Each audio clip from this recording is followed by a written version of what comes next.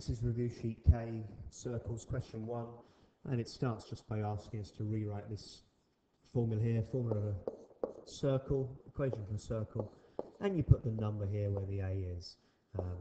X minus 3 all squared, y minus 2 all squared equals the radius squared equals 4 squared. Let's write 4 squared. Could write 16, I'll write 4 squared there. Second one, got centre 0, so it's just x minus 0 squared, or just x squared, and then y minus minus 1, so it's y plus 1 squared, equals 8 squared, radius squared. And the last one, x minus minus 9, so it becomes plus 9 all squared, plus y plus 3 all squared, that's minus minus 3, equals 11 squared.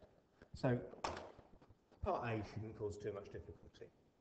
Let's go on and do question 2 as well, and this one's going in reverse. So we've got to look at this equation here and say, well, what's the centre of the circle? Well, from here, I can see that the centre is going to be 2, because 2 makes that 0. And then here, I can see the centre is going to be at minus 3. Centre of 2 minus 3. And the radius is going to be the square root of 4. So the radius is going to be 2. A bit more work to do on part B, so I've written it out here. And we've got the x squared here, but we've also got this 4x's, the x squared minus 4x's. We've got a y squared minus 2y's. What we have to do is complete the square for this. X minus, the number here is half of this number here, so it's x minus 2 all squared. But completing the square, that gives us an extra 2 squared too much. This bit here becomes y minus half of this number, 1. Y minus 1 all squared minus this much too much, minus an extra 1, and that equals 20. Finishing this off, adding the 4 and the 1, this 4 and this 1 to this side, gets us 25 here.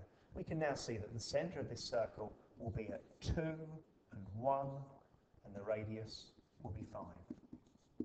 We need to repeat that for the next two as well, nothing particularly different here, that x minus 2 all squared, take away 2 squared, and we've got y plus 3 all squared, because 3 is the half of 6.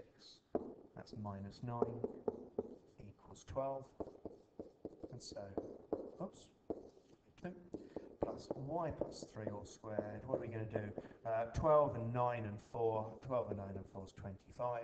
And so again, we've got a centre at 2, because that makes that 0, at minus 3, because that makes that 0, and the radius, that's the centre, and the radius is going to be 5. Last one, this one's nice because you've already got the x squared, just leave the x squared there, and then we've got, oh, this isn't as nice, is it? We've got an odd number here, so it's going to be a 5 over 2 here. So you've got to remember what 5 over 2 all squared is. Well, 5 squared is 25, and 2 squared is 4.